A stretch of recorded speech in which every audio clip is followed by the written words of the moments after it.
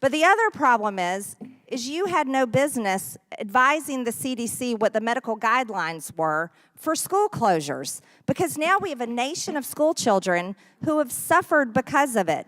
Thank you, Mr. Chairman. Ms. Weingarten, are you a medical doctor? I am not. Are you a mother? I am a mother by marriage. By marriage, I see. And my wife is here with me, so I'm really glad that she's here, Rabbi Sharon Klein. Ms. Weingarten, and you haven't taught school since the 90s, so you're not a teacher anymore.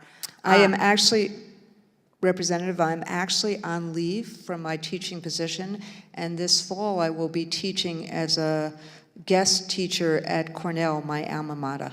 When was the last year you taught? 1997, is that correct? The last time I taught a full class was June 1997. Okay, that's been quite a long time, approximately 26 years ago. Do you believe in the First Amendment, Ms. Weingarten?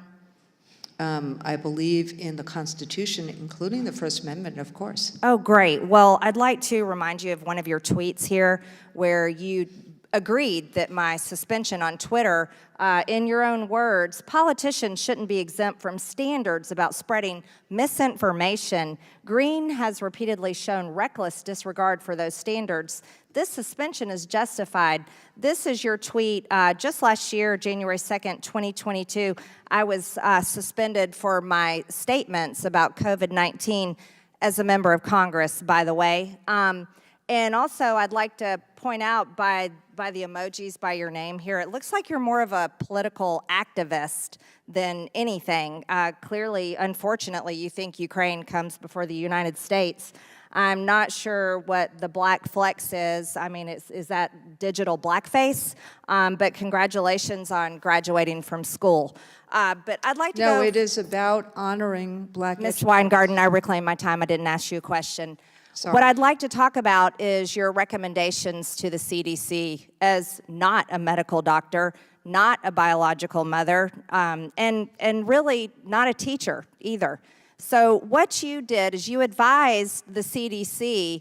Mr. Chairman, that's a Excuse me, this is my time.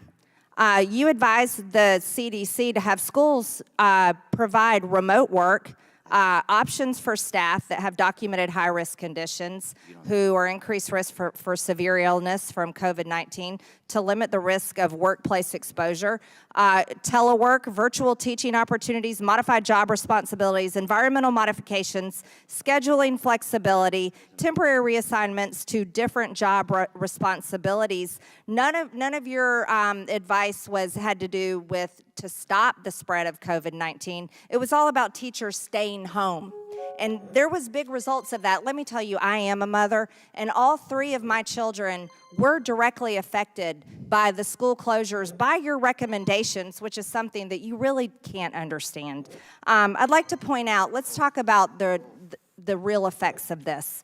Obviously, we know the test results. Oh, and by the way, you celebrating what I had said on Twitter, I had said that children should be in school. I had said the truth, that children were not dying at high rates of COVID-19 like older people were. I had also advocated for our children, not for teachers getting to stay home and kids being forced into virtual schooling.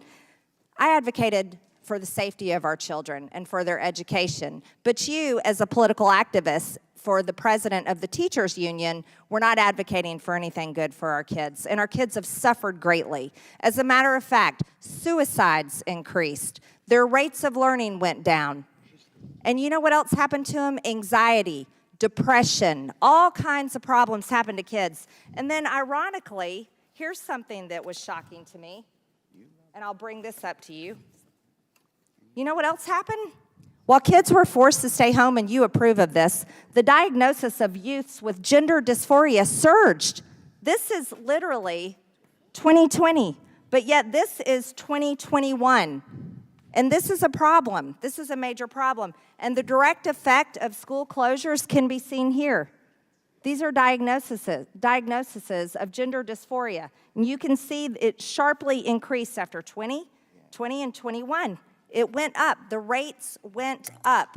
So kids were forced to stay home into so-called virtual learning, where they were spending a lot of time on social media, and all of a sudden we see a direct result of this. And this is a major problem. But the other problem is you had no business advising the CDC what the medical guidelines were for school closures, because now we have a nation of school children who have suffered because of it. The problem is people like you need to admit that you're just a political activist, not a teacher, not a mother, and not a medical doctor.